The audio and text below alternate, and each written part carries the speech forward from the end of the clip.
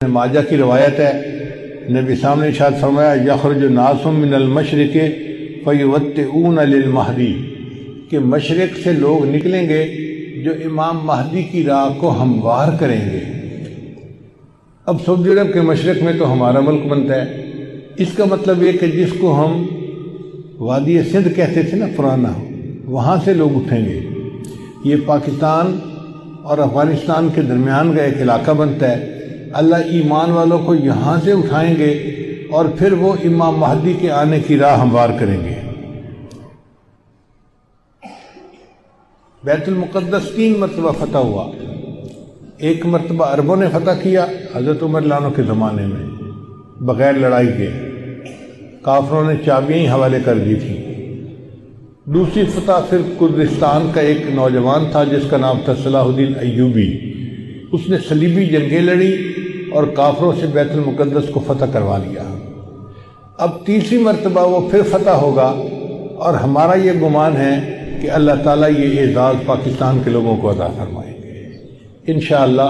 اس ملک کو اللہ نے بنوایا ہی اس لیے ہے کہ اس ملک سے اللہ تعالیٰ نے ایسی فوج اٹھانی ہے، ایسے لوگ اٹھانے ہیں کہ جو دین کے لیے اٹھیں گے اور امام مہدی کی راہ کو ہموار کر دیں گے، ان کے لشکر کے فوجی بنیں گے۔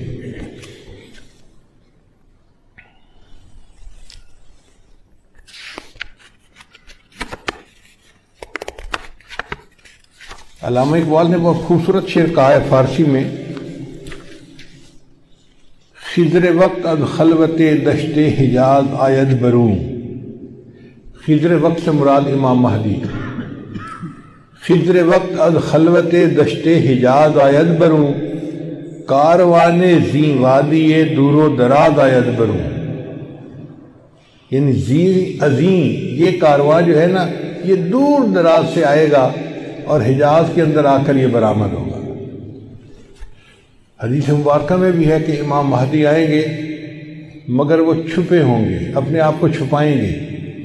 پہلے مدینہ طیبہ میں ہوں گے مگر وہ وہاں سے مکہ مکرمہ اس لیے آ جائیں گے کہ لوگ مجھے پہچان نہ لیں، چھپ رہے ہوں گے لوگوں سے کہ لوگ مجھے دیکھ نہ لیں، پہچان نہ لیں۔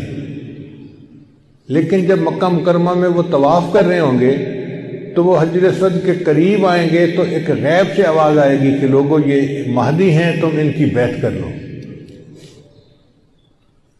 تو لوگ ان کے ساتھ بیعت کر لیں گے اور پھر ان کے ساتھ ایک لشکر شروع ہو جائے گا۔ یہ لشکر ایسا ہوگا کہ جس نے بالآخر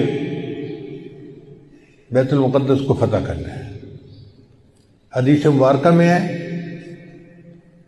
کہ کالے جھنڈے یہ لے کر لوگ اٹھیں گے اور وہ اس کو جا کر بیت المقدس کے اندر گاڑیں گے، یعنی امام مہدی کے ہاتھ پہ اللہ تعالیٰ بیت المقدس کو فتح کروائیں گے۔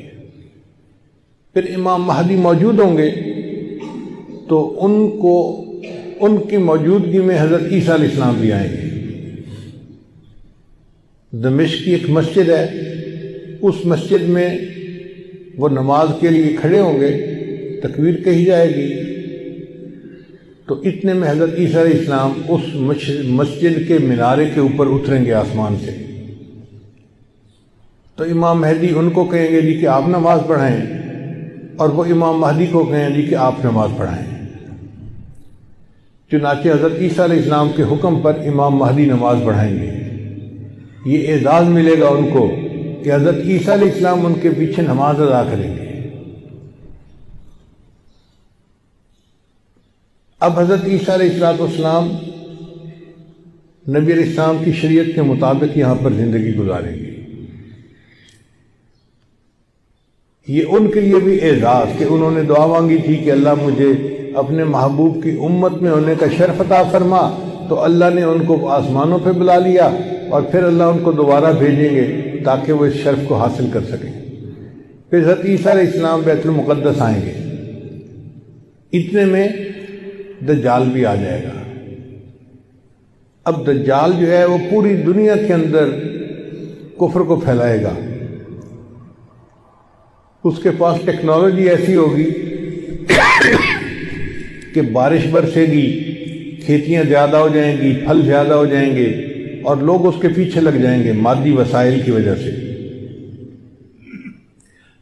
بلکہ حدیث پاک میں آتا ہے کہ اس کی پیروی کرنے والی عورتیں زیادہ ہوں گی، چونکہ عورتوں میں مادیت پرستی زیادہ ہوتی ہے، چمک دمک ان کو زیادہ کھینچتی ہے، تو یہ دجال کے فتنے میں زیادہ گرفتار ہوں گی۔ پھر حضرت عیسیٰ علیہ السلام کو جب پتہ چلے گا تو وہ دجال کی پیچھا کریں گے کہ اس کو قتل کریں۔ اب دجال وہاں سے بھاگے گا، تو بھاگ کے کہاں جائے گا؟ وہ اسرائیل جائے گا، اور وہاں پر ایک جگہ ہے، اس کا نام ہے باب لد۔ اس وقت بھی اسرائیل میں ایک ایئرپورٹ ہے، اس کا نام ہے لد ایئرپورٹ، شہر کا نام بھی لد ہے، اور اسرائیل والوں نے وہاں پر ایک دروازہ بنایا ہے، اس کے اوپر انہوں نے باقاعدہ لکھا ہے باب لد۔ 1400 سال پہلے نبی علیہ السلام نے فرما دیا کہ اس جگہ پر دجال پہنچے گا تو عیسیٰ علیہ السلام وہاں پر اس کو قتل کر دیں گے۔ بہت عرصہ میں یہ سوچتا رہا کہ دجال نے بھاگنا تھا تو کہیں پہاڑوں میں روپوش ہو جاتا۔ رشیا کے پہاڑ ہیں، دوسرے ملکوں میں پہاڑ ہیں، پہاڑی سلسلے تو بہت ہیں پوری دنیا میں، تو یہ مقام لد کا کیا معنی؟ بعد میں بات سمجھ میں آئی کہ لد کا جو ایئرپورٹ ہے نا، وہ سپیس پورٹ بھی ہے، یعنی وہاں سے جہاز بھی اڑتے ہیں اور وہاں سے خلائی گاڑیاں بھی اڑ کے خلا میں جاتی ہیں۔ اس کا مطلب یہ کہ دجال یہ چاہے گا کہ میں لد پہنچوں اور وہاں سے سپیس شپ میں بیٹھ کے میں خلا میں چلا جاؤں، کیونکہ دنیا میں تو مجھے یہ نہیں چھوڑیں گے، تو میں یہاں دنیا سے چلا ہی جاؤں۔ تو اس کی کوشش یہ ہوگی کہ میں یہاں سے خلا میں چلا جاؤں، مگر اللہ تعالیٰ فضل فرمائیں گے اور عیسیٰ علیہ السلام اس کو اپنی فلائٹ لینے سے پہلے لد کے مقام پہ قتل کر دیں گے۔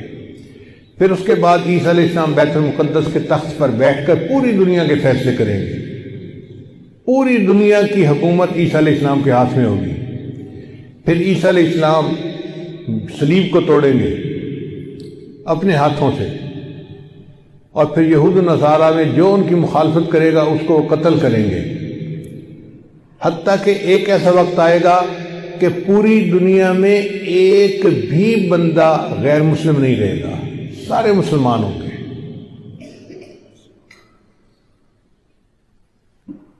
اس وقت اتنی برکتیں ہوں گی، حدیث پاک میں آتا ہے کہ ایک گائے کا دودھ پورے خاندان کے لیے کافی ہو جائے گا۔